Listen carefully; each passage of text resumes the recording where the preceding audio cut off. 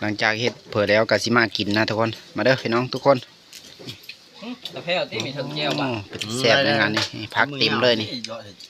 มีปีกมีต้มน้ำแน่พาเดี๋ยวกินหลายคนพี่น้องเฮินไก่เฮินเค้งนี่อันนี้สิเป็นเซฟเพ็นพี่น้องชิมดูโอ้การมาคิดแล้วน้ำเนี่ยโอ้ชุดยอดเลยงานนี้นะโอ้เดี๋ยวเลยรสชาติโอ้ยกโป้เลยเนาะไม่ธรรมดาได้งานนี้นะ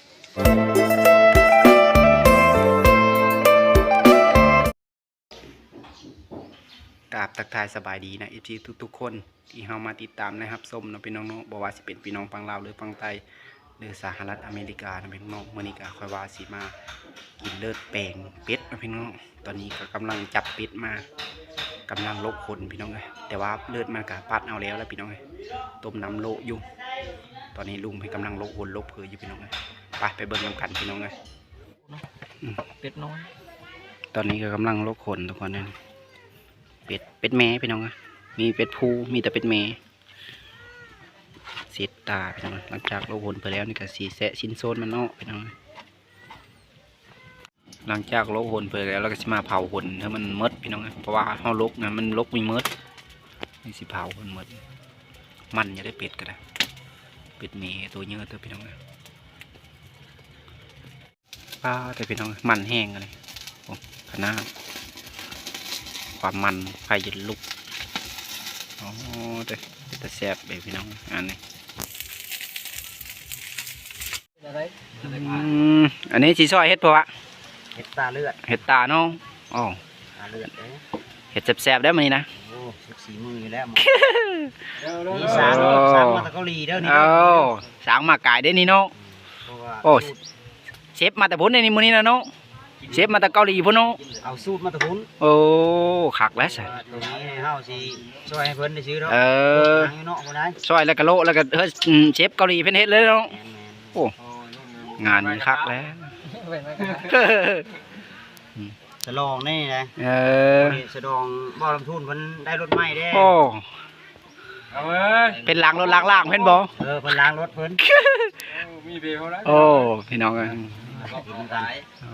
สุดยอดในงานนี้ได้เห็นบอกเพิ่นเอา5,000มื้อนี้นะ5,000ก้อนมื้อนี้นะไปคักบ่มาโอ้สุดยอดแล้วจำนี้เนาะโอ้อันนี้คือสิมีกระดูกตีนมันพี่น้องแล้วเราก็สิไปต้มปิ้งเอาว่าหนังมันได้ว่าเห็ดทางนี้ก็สิผักต้มพี่น้องเล็กแล้วบ่เอาบะคาไม่ได้เสื้อต้านะเอาแล้วซีนมันทางนี้สิโหปีมันพี่น้องสิไปปิ้งอันนี้นะปิ้งทาบีโอเคอันนี้ก็สิขังหม้อต้มน้ำมันพี่น้องต้มน้ำเห็ดน้ำต้มกระดูกกระเดียวมันเอาก็สิขังเสื้อเคิร์มเรียบร้อยอย่างแต่ถ้ากระดูกไปเลินมาลงอันนี้กำลังจากซอยแล้วก็ได้หลายตัวนะหลังจากซอยแล้วนี่เขาก็สิไปโลกพี่น้องเลยโลกแล้วก็สิยายเชือกกระตุกกระซามเลยนะบัดนี้ก็เฮาสิมาปิ้งโหมันพี่น้องนะอันนี้ก็ต้มอันนี้เครื่องต้มท่านเอาลงอยู่เนาะเอาลงเนาะเป็ดบอกให้คนต้มเอาลงด้วยแดงเอาลงเนาะโอ้ยคือนี่นะเอามือเราได้นี่นะหลังจากมอพดเผยแล้วก็เสียวน้ำน้อยอีบ้องก็นี่เสื้อลายเตอร์เอายันมันหลายพดยันมันจางเย็นเบย์ป่ะเย็นจะเย็นเบย์ใช่ไหมมาเนี่ยบอลพูนเนี่ยอันนี้ก็พักพี่น้องก็สีซอยเปิดแล้วแล้วนี่ผักเทิมเขาสีเด็ดแล้วพี่น้องผักโบผักหอมเอาซอยแล้วหลังจากเขาซอยเผยแล้วก็สิมาโคเนาะหลังจากโคเผยซุกนี่กับไปเชื่อกระโตกบ่เลยเชื่อโทยบ่ได้เลยเพราะว่าเขาเชื่อกระทาดเป็นกระทาดก็ได้โตกก็ได้ยายเชื่อกระนอแล้วมันก็ห่อได้มันก็ห่อเนาะเชื่อกระนอเนาะขนอก็เมาแล้วโอ้กินช่องขับจอกนึกว่าพี่ดอพลาดแล้วบ่รอดแล้วนี่ขนอก็เม็ดมืดละฮะนะหมดแล้วในเบิ่งยังอยู่บ่ยังอยู่อันนี้เชื่อแล้วบ่จับหันรถแดง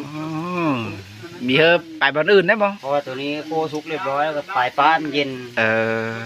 มันลืมแมสเตอร์จากนั้นก็ซอยเพิ่นแล้วก็สิมาโคพี่น้องอันนี้ก็สิเป็นแผนกโคปิ้งโหปิ้งตีนแล้วก็ปิ้งปีกมันพี่น้องไปเลิกพอดีแล้วบ่ มันทอด โอ้ ข้าวดีแต่ข้าวแล้วบ่ลำ โอ้ พูน ขนาดแล้วนี่น้อง ข้าวไม่เป็นข้าวเลยข้าวเด็กเมิดโลดได้นี่ ฉะนั้นเชฟเกาหลีเพิ่นสิไปอันนั้นนี่น้อง แม่น อันนี้ เพิ่นมีอันนั้น อันนี้ แล้วยังไม่ลืมไปเลยเชฟเพิ่นนะ ที่เพิ่นลิ้น อันนี้เชฟชิลเลอร์วะอันนี้นะ เชฟกระทะหางเดียวกันเลยอันนี้นะ มาตะโกนน้ำใสมาได้นี่น้องเหมือนมาคือได้นี่นาย แม่นอยู่ โอ้เชฟนี่นะ แม่งอยู่เชื่อพามาเป็นก้อนคือเก้า เอาทุกลาย3 ล้านกับเพิ่นอันนั้นยายเนาะยายนุ้งเดี๋ยวนี้ ยายเพิ่อ อ้าวเพิ่นไปนำกับยายแล้วเอา หลังจากโคเพิ่นแล้วเราก็สิมาที่เซอร์กระโตกพี่น้องกระโตกหรือกระซาบประมาณนี้เอิ้นแถวบ้านเฮาเอิ้นกระโตกนี่เชฟเป็นเชฟ จะลื้อพวกจังโมง สียายนี่ก็สิเอาเลิศเทใช่แล้วบัดนี้น้อง แม่น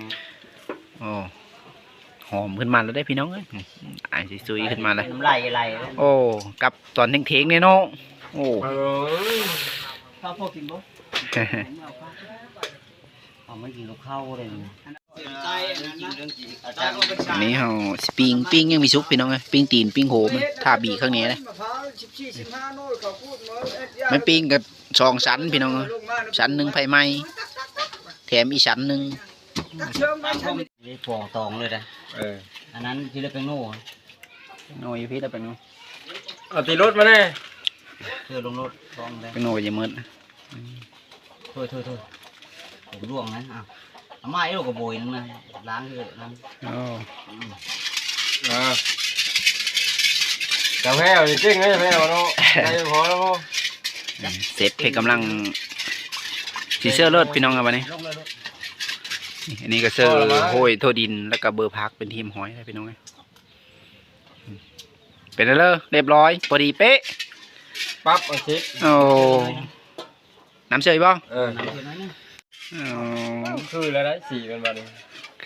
โอ้คักครับมันเป็นตะคักครับมันนี่ ไปดูอาทิตย์ ไปเอามะนาว ทีมขับรถตี แดงมีจังน้อย เติมอีกน้อยบ้าง ไปเลย อืม โอเค น้องฟาดไม่เข้าใจโอเคน้องฟาดลงมดนี่แม่ แต้วมือกินเตือนดิแต้ว เพิ่งยางพอดีมอเดิน สิมาเทใส่กระโตกก็ได้พี่น้องเอ้ยโอ้ โต๊ะบริโภคบ่วะ โมโหดอกว่าเสือ สีลายนี่เพราะว่าเลิกเป็นเมย์ เออขับเป็ดพูนตัวใหญ่ๆเนี่ยเต็มกระโตกแล้วเนาะ บ่เชิงว่าใหญ่เป็นผู้ เออหลายเนาะสีนมันเนาะสีนเด้ ชีนมันอันนี้จะชีนยี่ลายจังน้อยลายก็ เออ เพราะว่ากระสางคนมักลาย สีหลายเนี่ยคักแล้วเนาะ ชีนอืม เพราะว่ามื้อนี้เอสเพิ่อได้ผู้เฒ่ามากินน้ำ แล้วก็มีมาคิดดิบกัดเนี่ยเนาะ ดิบกะปิมะนาว โอ้เต็มคาราเบลได้งานนี้นะโอ้สุดยอดเลย เริ่มกล้ามไปแล้วบอลดูเนอะ จังน้อยนี่ก็กล้ามเลยเนาะ น้อยผมมันกล้ามแล้วเลย ไหวอลิซเนาะโอ้งานนี่ นี่ อืม แล้วมือเท้า อันนี้เชื่อสาวแพรวพี่น้องชิมหมดเลย เป็นอะไร มันเย็นมันยางก็ เป็นอะไร รอจักน้อย จางเลือเข้มเดี๋ยวนี้นะ พอดี ถ้ามันพอดีแล้วมันเยอะช้าจักน้อย ผูกผักก็มีครบสุดได้พี่น้อง มาถึงฟังนี่ ทางนี้สีมาซอยปีกับโผมันเนาะโอ้ซอยพี่น้องมีซอยปีเป็ดโหเป็ดพี่น้องหลังจากปิ้งสุกเพอแล้วแล้วกันซอยพาเดี๋ยวกิน มันไหม โอ้มันแห้งเป็ดนี่เนาะโอ้ เฮ้ยโหกับบิ๊กนึงน่ะนี่ จักไปทั้งเลยละโหกันนึงย่านนั้นสีเฮละโหนึงยังเลยแต่โหเดียวนึงเป็ดโอ้ยังเลยแต่กระเพิงเดียวลองชิมมันก็เป็นอะไรแล้วโอ้กลกุยมันนี่สุดยอดในงานนี้พี่น้องมานี่กันเนาะโอ้ จะลอยหอบเพิ่นนี่ละ เป็นมาแต่เกาหลีพี่น้อง เริ่มร้อยเช้าเพิ่นได้บัดนี้ เป็นอาวีแล้ว จังน้อยก็ฮอดเพิ่นนี้แหละ จนได้กระฮอดเว้นนี้แสช้าง เบิ่งสีนี่แหละ อันนี้ไปเลยอันนี้ช้างกันเฮ รถเนาะจะได้เป็นกันนั้นมอกรถนี่โอ้ นับ มอกรถเป็น ถ้ากระบุงกระยังที่ต่อเพิ่นพูดเด้อ อันนี้ช้างกระบุงกระยังเนาะนี่เนาะโอ้อันนี้เฮมาจากเกาหลี อันนี้ช้างแปลงรถอันนี้ ได้นี่ โอ้มีแต่หัวหน้าทั้งหมดได้อยู่นี่เลย อ้าวเนี่ย เกินมาได้ก้าวไหม เอามา หลังจากเฮ็ดเผื่อแล้วก็สิมากินนะทุกคนมาเด้อพี่น้องทุกคน แต่แพ้ที่มีทั้งแก้ว โอ้เป็นแซ่บในงานนี่พักเต็มเลยนี่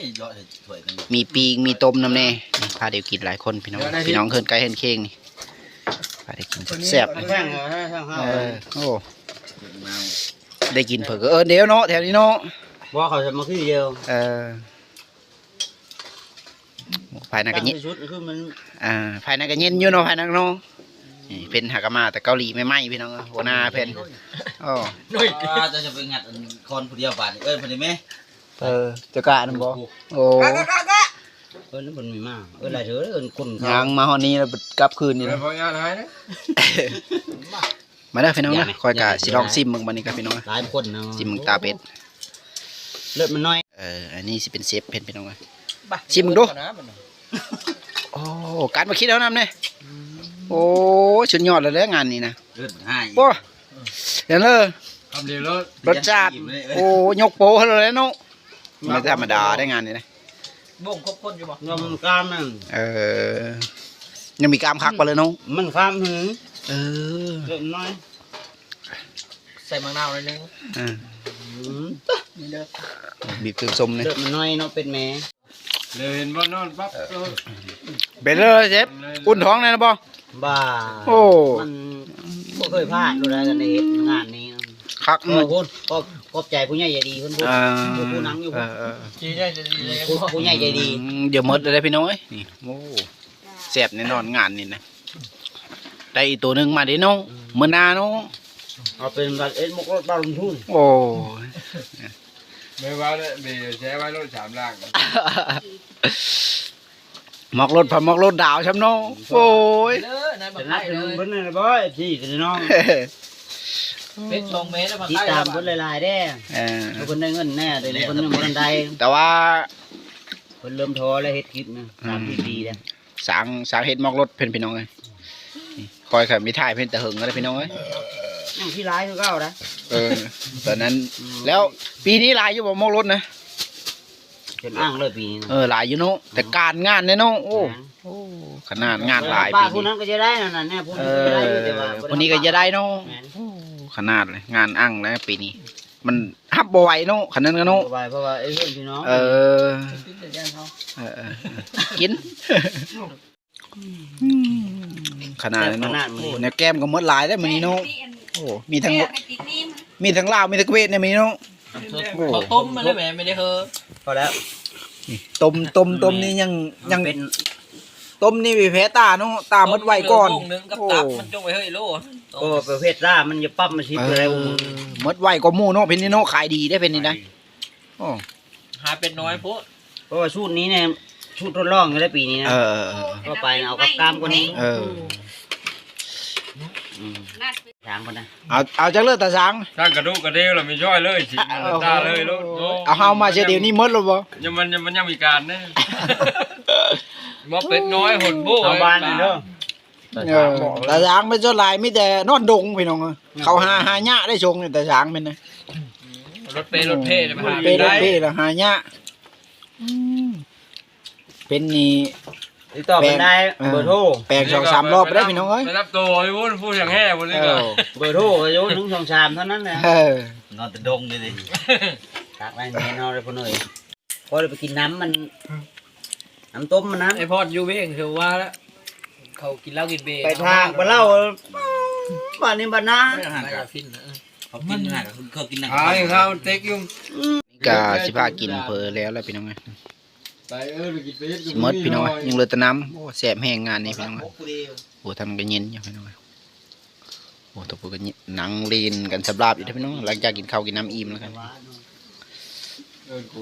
แล้วสำหรับคลิปนี้ก็สิพาพี่น้องมาเบิ่งมาส้มซ้ำนี้นะพี่น้องคลิปหน้าเจอกันใหม่ฝากกดไลค์กดแชร์กดติดตามกันเด้อพี่น้องเด้อสำหรับคลิปนี้ขอกล่าวคำว่าสบายดีพี่น้องเอ้ย